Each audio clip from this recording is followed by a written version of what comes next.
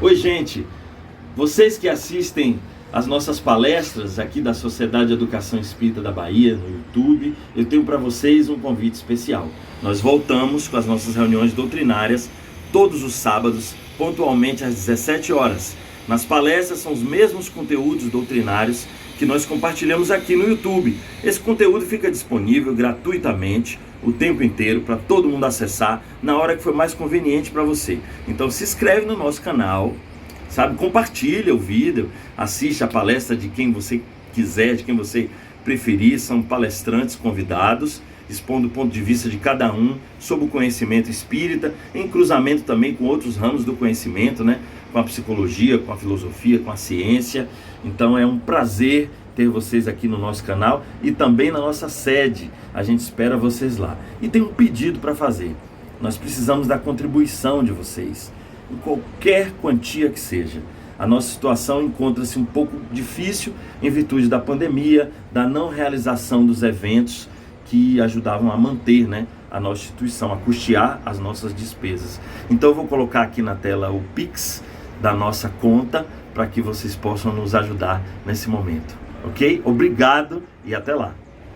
A todos, que a paz do nosso Mestre Jesus esteja conosco, nos envolva e que a gente se refestele nesse banquete que é o Evangelho segundo o Espiritismo, que é falar dessas mensagens que são simples, que deveriam ser pensadas sempre, né? Que graças a Deus muitas casas estão retomando essa proposta, saindo um pouco aí dos temas mais sensíveis e remontando a simplicidade do Evangelho, que é tão importante. Há tempos que a gente não ouve, pelo menos eu, né, na verdade, não me deparava com esse tema, embora há um tempo atrás, numa das nossas reuniões da nossa casa de oração, na reunião de crescimento, foi justamente o item anterior, que fala daquela passagem de que se fosse um homem de bem, teria morrido. Mesmo capítulo 5 do Evangelho segundo o Espiritismo, bem-aventurados os aflitos. E logo depois dessa mensagem, que por si mesma é uma mensagem complicada da gente trabalhar, principalmente a gente que já diz que ama, não amamos muitas vezes os inimigos ou não amamos muitas vezes os criminosos, né? E vez ou outra a gente se pega nesse julgamento de que, olha, era uma pessoa tão boa e faleceu, e aí o Espiritismo vem nos dar, na verdade, né, mais uma surra de realidade, para nos relembrar que, olha, sua proposta é de imortalidade, e essa etapa é uma etapa pontual do seu processo evolutivo. A gente deveria se sentir feliz por alguém que retorna à pátria espiritual, ainda que, né, muito querida do nosso coração, ainda que a gente não lide bem com os distanciamentos, né, com os afastamentos dos nossos afetos, mas é um ciclo que se encerra. Para aquele espírito, então, é o fechamento da sua matrícula nessa escola, né? E mais uma vez, Fenelon, nessa mensagem dos tormentos voluntários, ele vai associar exatamente o planeta Terra a um local onde a gente aprende, e Joana vai chamar de academia com A maiúsculo. Não é a academia da malhação, é a academia mesmo, né, da ciência, do esclarecimento, do adiantamento do espírito.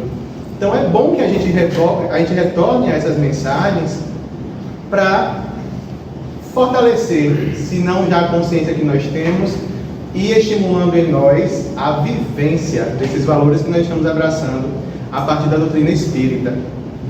E a mensagem em si, ela já vai nos indicar a voluntariedade dos tormentos, se a gente quisesse pensar. Nós não estamos falando aqui, porque já foi dito, né, nos itens anteriores por Kardec, a respeito das aflições e suas causas anteriores e atuais. Aqui Fenelon está nos relembrando que existem tormentos que nós escolhemos, mas ainda não são os tormentos que justificam o nosso processo expiatório ou provacional. Esses a gente cria. E aí é chato, né, chegar nesse ponto e chegar à noção de que nessa existência nós criamos problemas para nós mesmos e que normalmente estão associados, né, à escolha. A escolha e a forma como nós vamos nos adiantar nesse aprendizado de aprender a escolher. Que o livre-arbítrio nada mais é do que a livre decisão, né? A livre escolha, não é o querer fazer o que se quer. Em tudo que a gente faz, a gente está escolhendo, de certa maneira, direta ou indiretamente, fazer algo. nossos processos então de dor, de sofrimento, e estão nos relembrando de que, olha, é preciso que você, nas minúcias de cada processo, saiba escolher o que você pretende para si. E a gente poderia pensar no autodescobrimento, porque quando você fala em escolher algo para si, você para o que é que eu quero para mim, e aí começa uma outra viagem, que muitas vezes você não se deu ao trabalho de realizar ainda, porque não achava que fosse tão importante, ou porque era melhor colher ali a experiência de alguém e tomar como referência para si.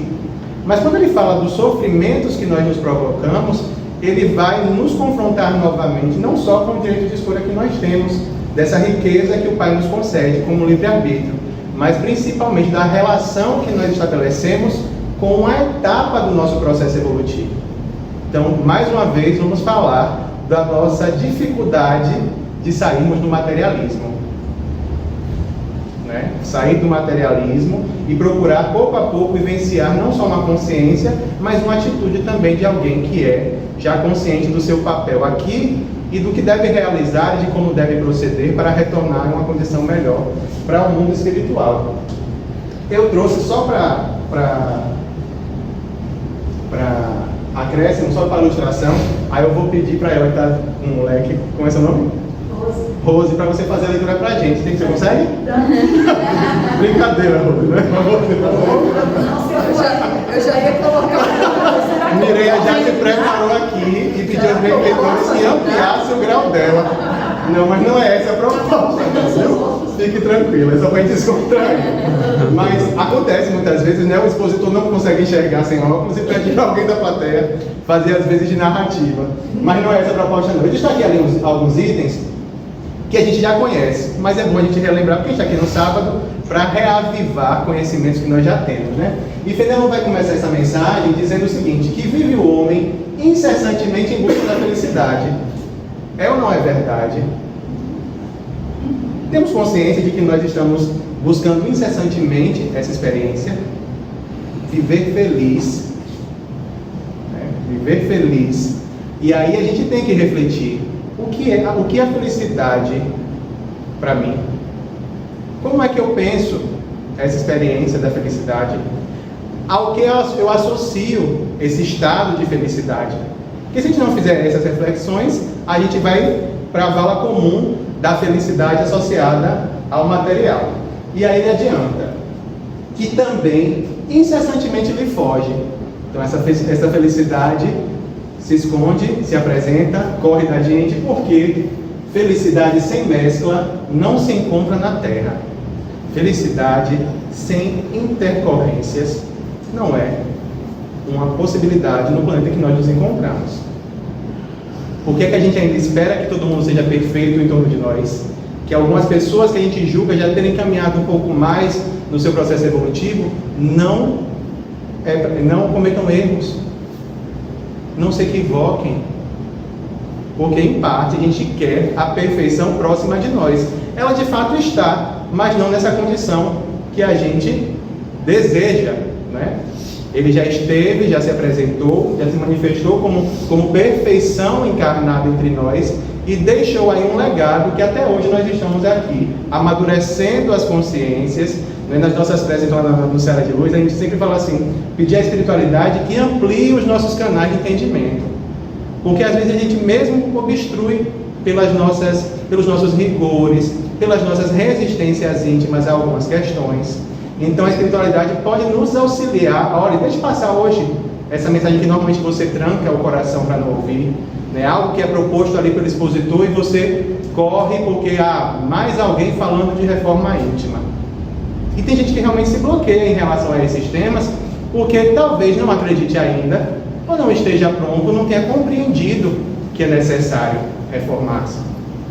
Logo, não dá para ser feliz num contexto desse, a não ser que você compreenda que aqui a gente vai gozar de momentos felizes, de circunstâncias que nos encherão o coração de tal maneira que a gente vai imaginar, poxa, eu quero isso para a minha vida o tempo todo, mas há de vir a consciência que vai nos dizer, olha, todo o tempo ainda não dá, né, Mireia? Mas se esforce com alguns processos aí íntimos, com alguns trabalhos, algumas atividades, que lhe propiciem cada vez mais, se não for uma hora, um segundo dessa felicidade, para que você vá se alimentando, se habituando a esse estado e não só queira como construa isso para si.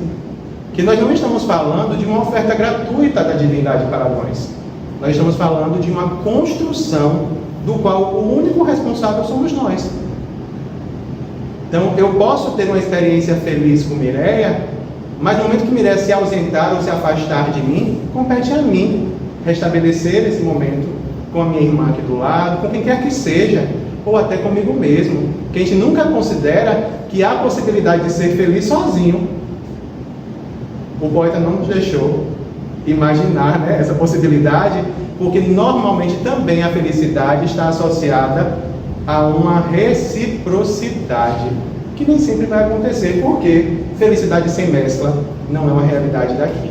Nós vamos poder, quem sabe, estabelecer momentos felizes perdoando o inimigo, sem que ele reconheça o nosso perdão.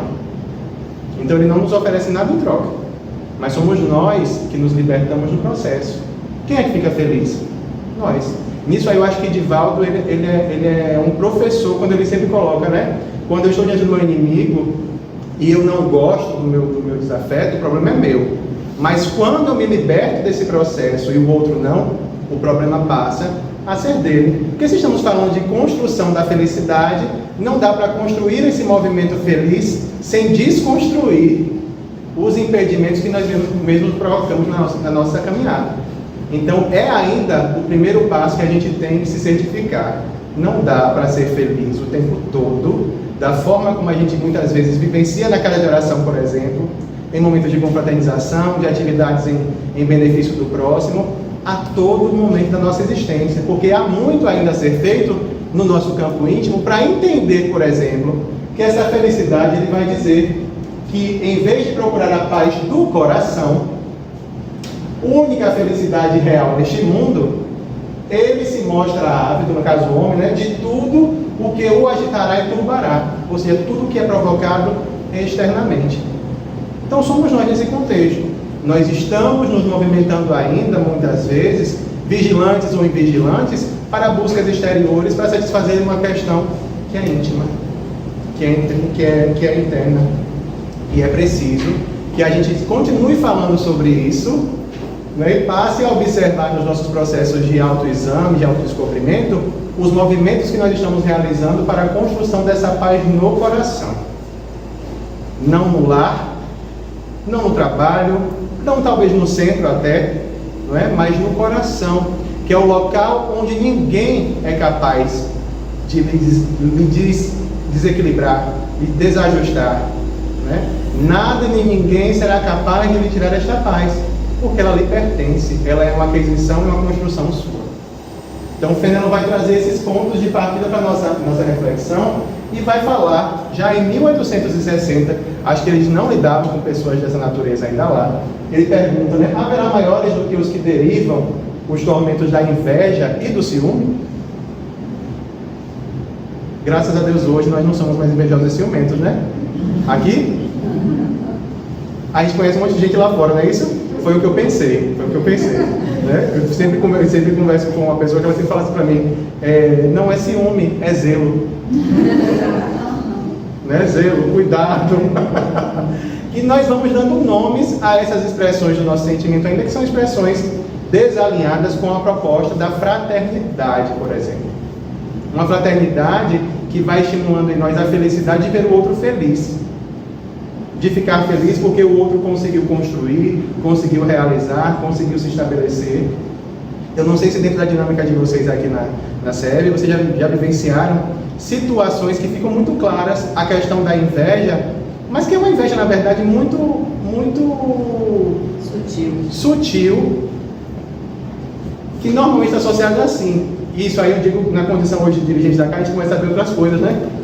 Um movimento de pessoas que chegaram há 10 anos, digamos assim. Um exemplo, né? Uma pessoa que chegou há 10 anos na casa de oração, que desenvolve suas tarefas, suas atividades, mas que em determinados aspectos do trabalho ela não segura na alça do caixão. A gente diz esse termo lá no centro, né? A gente é para ressignificar a morte, então ninguém quer segurar a alça no final das contas. Tem sempre ali um grupinho que fica encarregado das tarefas que vão exigir um maior dispêndio pessoal, na verdade. Não é nem questão financeira, nem material. É o seu tempo, por exemplo. A Mirella diz assim: Diego, hoje eu não posso. Não posso porque eu tenho um compromisso familiar assim, assim, assado, então não conte comigo para essa tarefa. Outros, no entanto, vão sacrificar os momentos familiares porque compreendem que aquela atividade é uma atividade importante. E aí chega alguém, né, e que se encanta com o trabalho, e essa parte eu não vou mentir, eu acho linda essa parte, de alguém que chega e se encanta com a tarefa, com o estudo, principalmente, né, Mirella falou muito sobre a doutrinária, eu também tenho esse encanto pela reunião doutrinária. A pessoa que chega na casa, que percebe que a casa trata o conteúdo da doutrina espírita com responsabilidade, ela se encanta na simplicidade. E aí ela nota uma oportunidade de participar de alguma atividade que vai demandar dela aquilo que o outro trabalhador de 10 anos não consegue ainda oferecer. Pronto. Aí qual é o comentário que a gente ouve? Nas surdinas, né? Nos corredores de uma casa de 4 paredes. Ó, chegou agora. Já que... Você deu risada por quê? Chegou agora e já quer fazer. Já quer se aparecer. A gente usa esse termo, né? O bom baianês já quer se amostrar. Acabou de chegar. Né? E a espiritualidade? Aí eu pergunto a vocês. A espiritualidade se preocupa com o que nesse contexto? Sejam honestos. Não são as nossas preocupações. Mas o que a espiritualidade se preocupa nesse contexto? Ela está se preocupando com o tempo que a pessoa tem na casa? É porque ela está observando a disposição íntima para realizar. Ainda até considerando que lá no fundo do coração daquela pessoa que acabou de chegar, ela queira até se autopromover de alguma maneira no trabalho, se mostrar disponível. Que seja, para a espiritualidade, o bem continua sendo bem. Ela está interessada com o resultado do trabalho. Ainda que não seja uma manifestação íntima honesta, legítima, o bem que vai se concretizar com aquilo é o que importa. Então, pouco me interessa se você tem 10 minutos ou 10 anos nessa tarefa. O que importa para o Pai, para Jesus, é a sua disposição para realizar. Porque eu tenho demandas que, com você ou sem você, eu vou concretizar. A espiritualidade conta com esse movimento. Então, se você ainda não compreendeu bem ou já compreendeu o suficiente, para mim é irrelevante se você se disponibiliza à tarefa. Mas, ao mesmo tempo, porque essas movimentações também são movimentações educativas, se assim a gente quiser, essa inveja fustiga, ao de 10 anos, refletir um pouco se deseja ou não se integrar mais ou se disponibilizar mais para as atividades. Vez ou outra a gente consegue observar isso. Alguém que se queixava tanto, agora já está com a mão à disposição para segurar o trabalho dentro daquilo que antes ela não se voluntariava. Então, nesse processo, olha que maravilha, a inveja provocou uma reflexão mais aprofundada para aquele trabalhador que talvez estivesse vivendo um processo de acomodação. Como muitos de nós já acreditamos que já sabemos o suficiente, que já fazemos o suficiente e que outras pessoas precisam realizar. E aí esse processo acaba estimulando. Então há também essa possibilidade de que estes sentimentos que nos atormentam muitas vezes nos proporcionem, se assim a gente estiver disposto, a se movimentar para uma reflexão e quem sabe refazer esse movimento. Aquele irmão que antes eu criticava, que acabou de chegar e quer fazer tudo, hoje eu posso agradecer e dizer, poxa, se não fosse o exemplo daquela pessoa, eu talvez não tivesse feito a reflexão que eu fiz e me permitido fazer o que eu estou fazendo agora. Olha aí os nossos tormentos nos propiciando, né, oportunidade de crescimento. E aí, para o final, ele vai dizer, olha, que de tormentos, ao contrário, se poupa aquele que sabe contentar-se com o que tem, que nota sem inveja o que não possui, que não procura parecer mais do que é. Essa pessoa, ela dificilmente vai estabelecer tormentos gratuitos para si mesma. Mas para saber, né, não procurar parecer mais do que se é preciso saber quem se é. E olha que aí, por experiência própria, eu posso falar também. Nesse processo de procurar saber quem se é, a gente continua se atormentando. Porque nós ainda contamos com alguns movimentos rigorosos em nós, exigindo de nós o tempo todo um movimento que a gente ainda não tem condições de ofertar. E a gente quer tentar não ouvir tanto, mas pegar o que for útil e procurar se movimentar um pouco. Mas também temos a dificuldade de aceitar o estágio em que nós nos encontramos. Já pararam para analisar sobre esse aspecto? A gente tem dificuldade em aceitar o fato de que agora a gente não pode amar um pouco mais. Ah, mas eu queria tanto. Mas para amar mais você precisa construir, né, elaborar esse sentimento mais intimamente. Não é que você não esteja se esforçando no momento. Talvez não o suficiente para isto. Observe se você não está se movimentando. Ah, mas eu já realizo, pronto. Então, já há movimento. Se você quer ampliar isto, busque possibilidades que lhe permitam ampliar isso sem o peso de dores e de sofrimentos por não ter ainda alcançado um estágio que se queria fazer. Quando eu li a primeira vez, não digo agora, né, hoje o tema, mas quando a gente pensa em refletir sobre esses tormentos voluntários, muitos deles são provocados de fato pela esse nosso rigor que nós mesmos nos impomos. Quando a gente fala dos tormentos relacionados à vida material, fica muito simples identificar. Mas hoje eu gostaria de propor a vocês também uma outra reflexão, principalmente para quem já está há algum tempo, né, e aí por tempo aqui é muito relativo, mas quem já está se debruçando sobre o conhecimento espírita e já está observando a si mesmo. Existem tormentos que não são necessariamente provocados para nós, espíritas, por exemplo, apenas pelas dinâmicas da vida material. Existem tormentos que nós nos impomos nesse processo de autotransformação. De desejar muito já se desvencilhar do apego no campo do sentimento. Mas toda vez que um ente familiar desencarna, é dor e sofrimento. Mas eu não posso, eu sou espírita, eu sei que essa pessoa está transitando, né, para uma realidade que é de fato a vida. Então eu não admito que eu sinta a dor. Estou sendo meio louco nessa reflexão? Acho que o espírita vive esses contextos, né? De se cobrar. Poxa, será que eu fiz o suficiente? Será que eu estive apostos suficientemente para aquela pessoa? E eu estou compartilhando com vocês aqui umas inquietações particulares também, porque essa semana eu tive uma pessoa da minha família que desencarnou e foi alguém que na minha infância esteve muito próximo da minha convivência. E que aí, ao longo da semana, ela teve alguns agravamentos no quadro de saúde dela e entrou em coma antes do desencarne propriamente dito. Antes do falecimento, né? A gente pode nem falar em desencarne que a gente não sabe como é que está do outro lado, mas antes da morte em si mesmo. E eu me recordo que numa atividade específica que a gente fez de vibração na casa de oração, eu procurei mentalizar muito isso, mentalizá-la diante de mim e agradecer a ela por todo o amor, todo o carinho que ela me devotou, né? Pedir a ela perdão porque em um dado momento da nossa convivência familiar houve de fato uma quebra desse convívio, um afastamento. E aí o sepultamento sempre nos leva, poxa, você não fez o suficiente. E eu comecei a me cobrar nesse processo.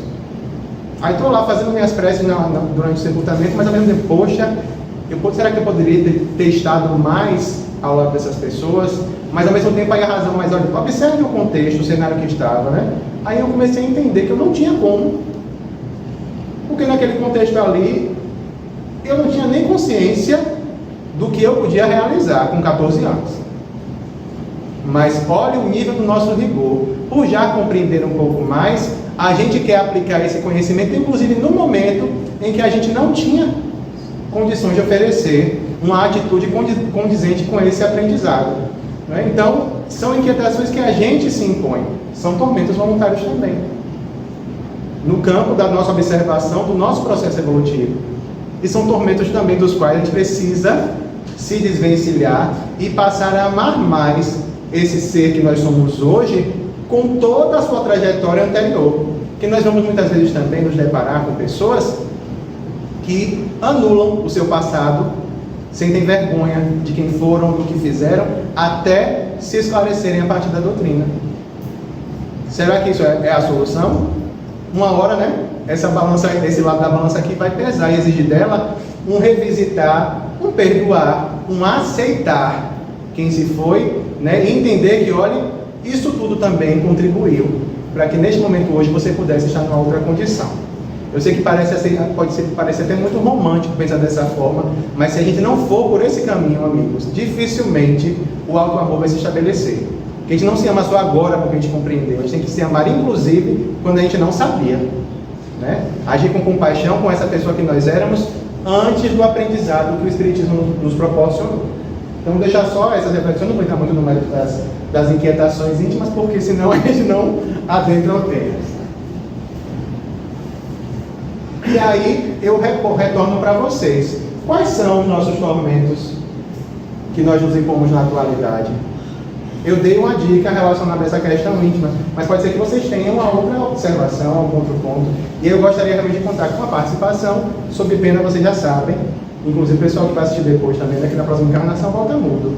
Se não deixar um comentário na palestra.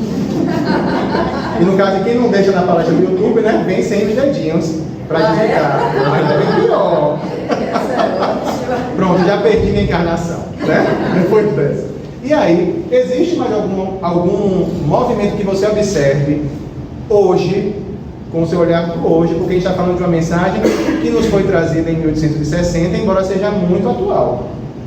Mas vai que você identificou uma movimentação muito sutil atualmente que lhe causa esses tormentos, que você, na verdade, se permite sofrer a partir desses movimentos sutis. Alguém consegue? Falta de paciência. Falta de paciência? Eu acho que o perdão ainda é um tormento. Perdão. Esperar o que o outro não pode dar. Tolerância também, se a gente parar para analisar, né? Numa dinâmica que a gente está na atualidade, tolerância é fundamental e às vezes a gente não tem. E quando eu falo a gente, eu também estou me incluindo. Tem momentos e circunstâncias que eu ainda não consigo tolerar. Eu estou sendo honesto com vocês. E esse não conseguir não é nem de não se esforçar, é porque reclama tantas outras emoções ainda, que é como se ficasse um grito, um pontinho de luz, frente a toda a movimentação ainda de violência que a gente guarda dentro de si. A gente precisa reconhecer que nós temos violência ainda dentro de nós. A gente não externaliza mais nos atos, mas a nossa língua ainda é ferida em alguns momentos, né? Os nossos pensamentos são farpas que vão ao alvo de maneira certeira, e as nossas emoções também vão nos mostrar isso. Ai de quem tem seus refluxos e suas gastrites e suas esofagites, todas proporcionadas por quê? Aí vai o médico, né, o gastro vai dizer assim, não, emocional. Emocional é o quê? É o que você permite visitar o seu íntimo e lhe desestruturar. Bote aí a raiva e a tristeza. Pronto. Olha quais mais tormentos voluntários que nós ainda nos impomos. Né? Ainda nesse capítulo vai falar sobre a melancolia também.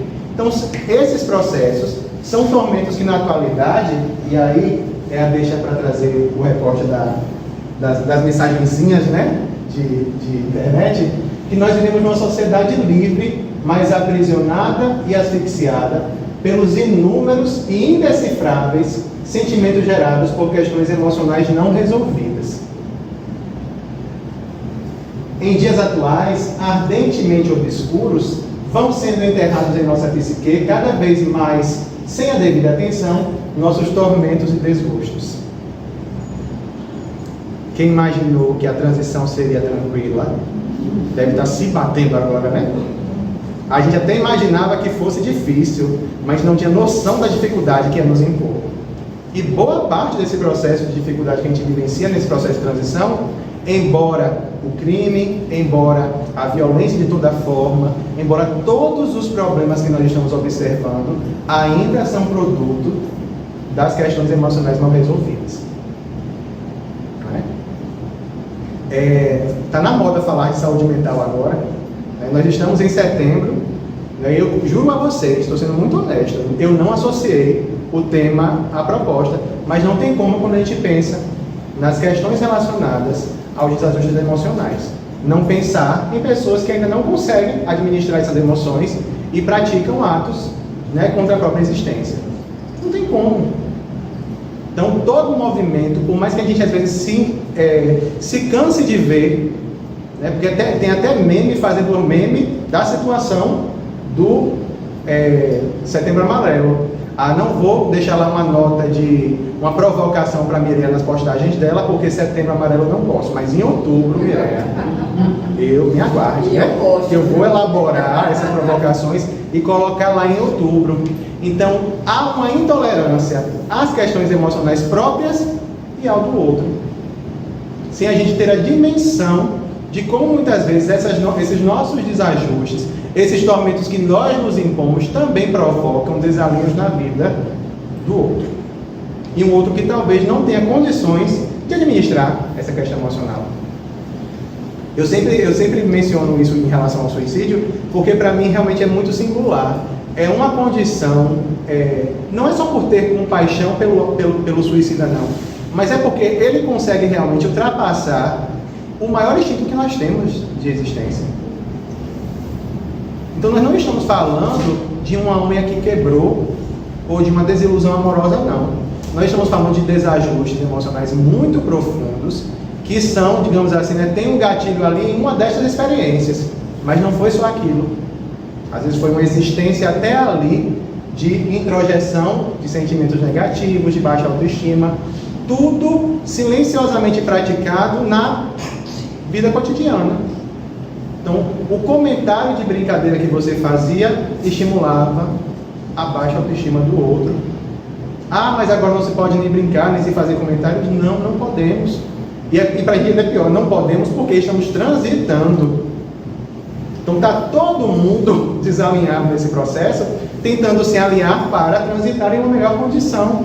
Outros não conseguirão. A gente não precisa fazer parte, né, da turma que será convidada a se retirar desse processo, porque nós já alcançamos o entendimento de uma proposta libertadora como uma proposta da doutrina espírita, que é uma proposta de Jesus.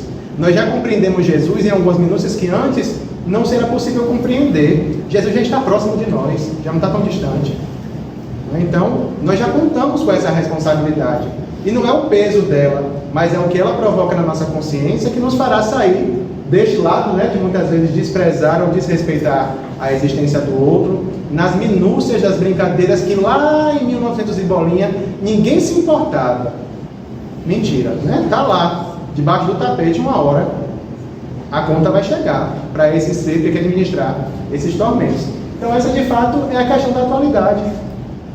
Nós estamos sendo convidados a olharmos esses nossos tapetes cheios, esses nossos copos já transbordando e buscar, pouco a pouco, mexer nesses campos que são campos minados para nós, que a gente não sabe o que vai sair, mas que de fato Jesus já nos encoraja através do Consolador. Aí pouco a pouco, calma, você não vai resolver nessa encarnação. Tudo não. O que dá para resolver é o que é urgente para a gente. Para saber o que dá, a gente precisa olhar para o copo, né? Não dá mais para ficar de costas para essa realidade. E agora, acho que agora é a hora do... Não é que dúvida aqui. Foi outra vez. Será que outra vez? Agora. Já vai ativar o CIL, por favor. Pronto. Vocês vão dar um curso um dia, né, de como utilizar isso nas casas espíritas? Que eu quero também saber como é que faz isso. Luciana de Luz, pode ir? Amanhã a gente resolve isso. Hoje é domingo, minha folga, tá? Amanhã, boa noite pro senhor, tá bom? Pô, mas que saco, eu tô de saco cheio dessa gente. Não tenho uma mulher dentro de chata, dando trabalho em casa. Queria que essa gente toda finisse da minha vida.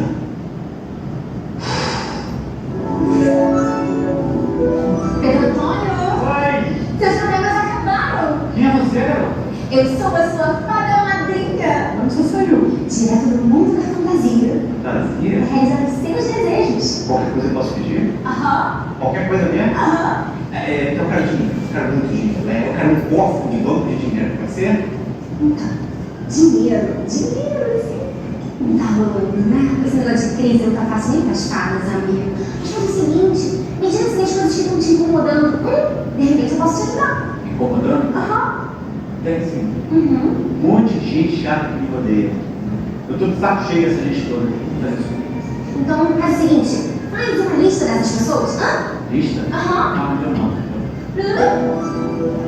Tá ótimo aqui. Então pode ser qualquer pessoa, né? Aham. Vamos lá, começar aqui o meu chefe, tá? Esse aqui é o CNI da face da terra.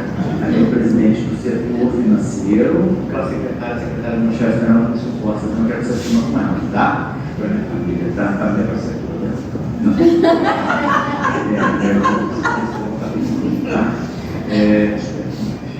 Nossa, mas é gente, hein? Você acha? Aham. Mas você que sabe, né? O Marcos entra. Já? Aham. Eu nunca mais vou ter essa gente na minha vida. Eu preciso ir, querido. Beijinho. Tchau, tchau. Caraca. Pedro Antônio, Tô travado. cara, sua morte. O quê? A morte, o bater de botas, o vestido paletó de madeira, o Zé Maria, a desencarnação. E o que você quer comigo? Adivinha? Eu buscar. Não, ele é gente. Uma vez, só pra essa encarnação já dá vermelho. Ah, mas eu sou muito novo ainda pra morrer. Eu ainda tenho que casar, ter filhos, ter netos, viajar. Não tô nem doente. Tem razão nenhuma pra morrer. É, realmente não tinha, né? Você acaba de criar. Como assim? Pedro Antônio, a razão da resistência era para resolver as questões dos seus desafetos. A partir do momento que você pede para assumir com eles, resistência não faz mais sentido. Você acha que você veio aqui a passeio? Bora. Não, por favor, me deixa aqui, tá? Me deixa. Não vou. Me deixa, não. Acorda. Sérgio? Tava tendo um pesadelo aqui na sala. Oh, meu Deus, graças a Deus. É um pesadelo. Tava gritando com essa gente aqui na mão. É uma lista aí, não é nome isso, tá? É a Marília, é a lista das pessoas que eu amo, entendeu? Cara, seu Tereza tá na lista, vocês estão vendo? Tereza, mas eu não, é um pouco bandido.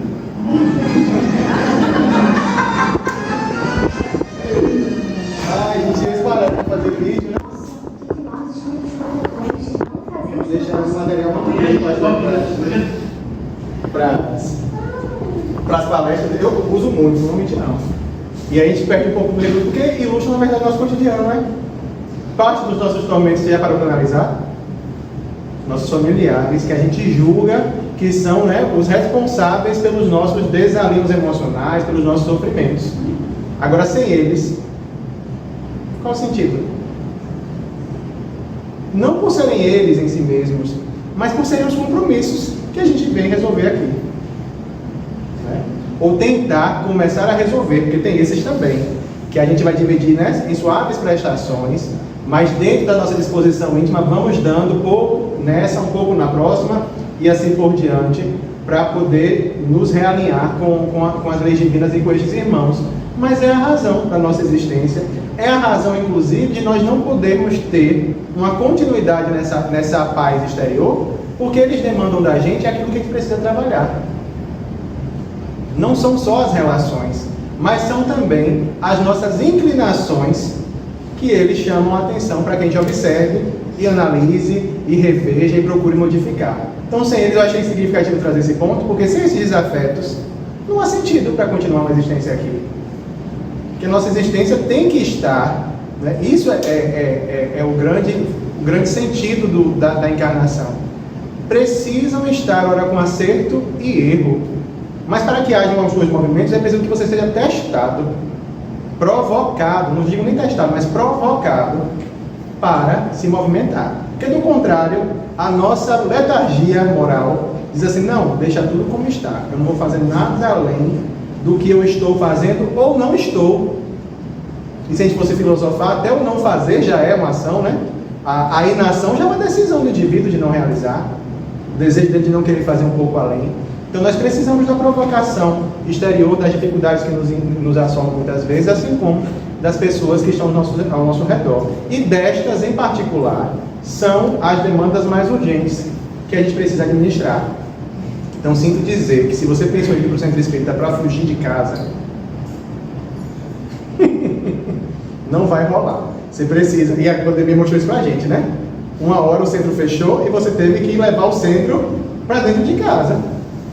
Literalmente, não só as dinâmicas das palestras, não, mas a vibração daquele momento com seus familiares ali na sala, tocando terror enquanto você estava tentando assistir a doutrinária. Faz parte. Nesses nós somos talvez mais testados do que aqui, porque aqui a gente se isola da realidade, né, da vida, voltamos mais revigorados, mas temos uma pausa. Nesse período não, nós fomos convidados a levar o centro para casa, a levar toda essa dinâmica de assistência, de amparo, de consolação que nos conforta para os nossos também, de alguma maneira, que eles não tenham sentado com a gente no sofá para assistir, mas é você o responsável por retransmitir através das suas ações esse aprendizado e este estímulo que o trabalho lhe proporciona. E aí, para encerrar, eu juro que só tem mais 15 slides, se mentira, tem não. Este livrozinho que eu conheci com 14 anos e que eu achava muito simples. Ó, a loucura dos 14 anos, né? A loucura dos 14 anos. Eu dizia para a fundadora, ela sempre fazia o evangelho no lar, sempre me levava no padário, eu falei, não, você logo esse livro, tanto o livro de Joana, logo esse livro antigo, hoje eu faço questão de ter em casa, porque são essas mensagens simples que vão provocar de fato em nós, muitas vezes mais do que as reflexões que mais fazem a gente devagar do que pensar no que nós precisamos realizar. Então, hoje ele não está mais com essa capa não, mas eu acho que você ainda encontra essa capa antiga da Fé, né? Hoje eu também tenho ele assim, hoje você já tem Divaldo na frente, mas esse roxinho aí faz diferença na vida da gente. A mensagem é conscientemente, não por acaso, porque ela vai nos relembrar o porquê de estarmos aqui. Integras as novas hostes do Senhor, tu integras, na qualidade de obreiro da última hora, honrado pela oportunidade de redimir o passado. Nenhuma circunstância casual aparece no teu caminho. Pessoas e acontecimentos foram antecipadamente examinados para que possas seguir com o coração tranquilo e a mente alçada aos cimos da vida exuberante. Espíritos amigos corporificaram-se em membros ativos da tua família ou chegaram de outros clãs para te oferecerem mãos e serviço na tarefa de reestruturação do bem que te compete desenvolver. Joana tem essa particularidade, né? Ela se refere a gente diretamente. Tu foste hoje convidado a integrar este caminho. Ah, mas eu acabei de chegar no Centro Espírita, estou assistindo hoje a primeira doutrinária. Você chegou na hora, porque obreiro da última hora. E a última hora para nós é relativa. É a hora em que a gente toma consciência da nossa necessidade de evolução e do trabalho que nos espera. Que não é um trabalho difícil se nós introjetarmos que não estamos sós nesse trabalho. Eu grifei ali, seguir com o coração tranquilo, porque de regra nós estamos sabendo no que estamos nos metendo. Nesse ponto aqui, inconscientemente. Porque há um reclame do Espírito para realizar isto. Ele se comprometeu no mundo espiritual. Ah, mas ele se comprometeu a trabalhar? Calma. O trabalho principal ainda é o seu autotrabalho. É você despertar para as suas necessidades de transformação, para administrar seus tormentos, mas você precisa estar com o coração tranquilo porque você não está sozinho. Existem recursos e fatores próximos de você diretamente na sua família, assim como por outros clãs. E não deixamos de ser um clã, na verdade, uma grande família espiritual na Casa Espírita somos. Nos amparamos, nos suportamos nos dois sentidos do suporte, viu? Suportamos as dificuldades do outro e damos o suporte também quando o outro precisa ou quando nós necessitamos. E isso é o que uma família faz.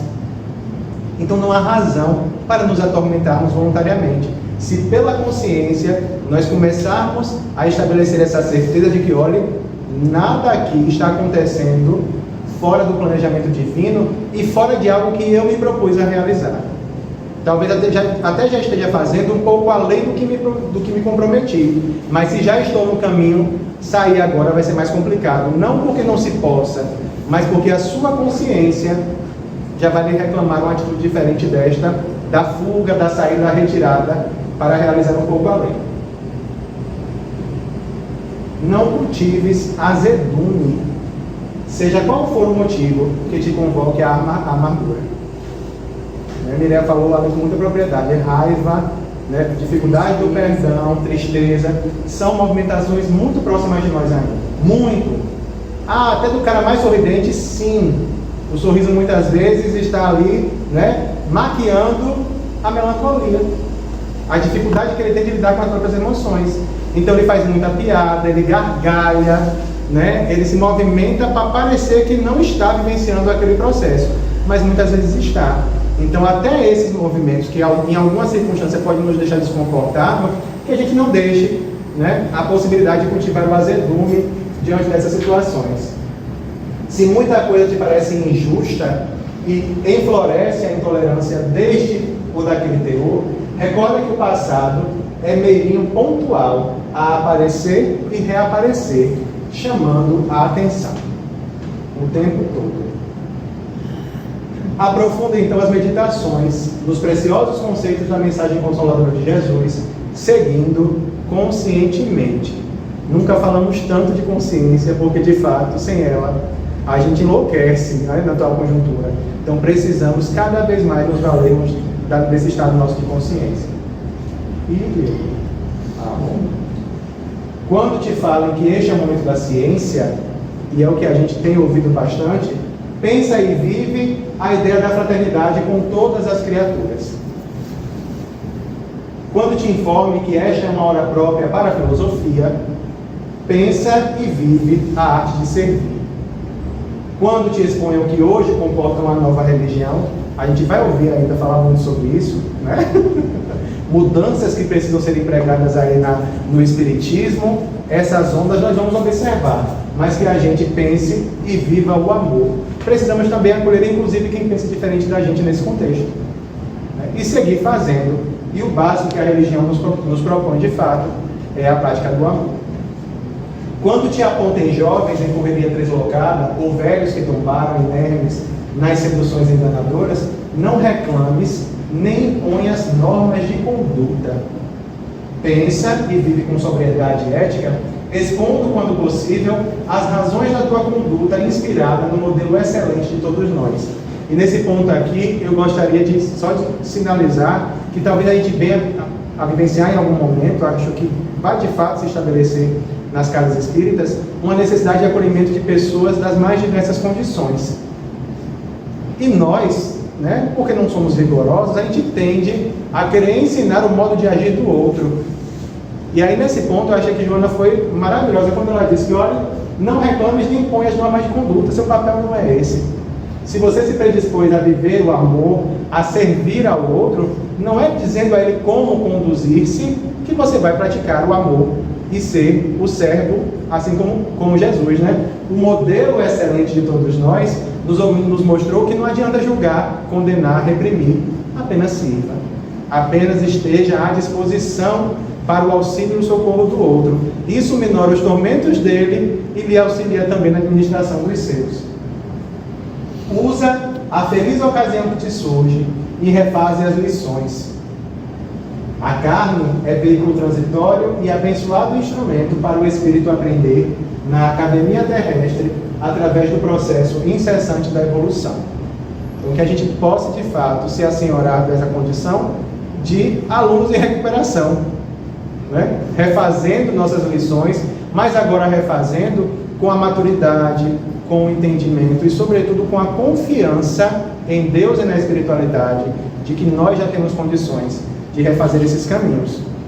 Cada vez mais essa necessidade de estabelecer uma fé, não digo tão inabalável como está lá no Evangelho, não, mas dentro da nossa dinâmica, há de ser inabalável sim, comparável a quem nós fomos um tempo atrás.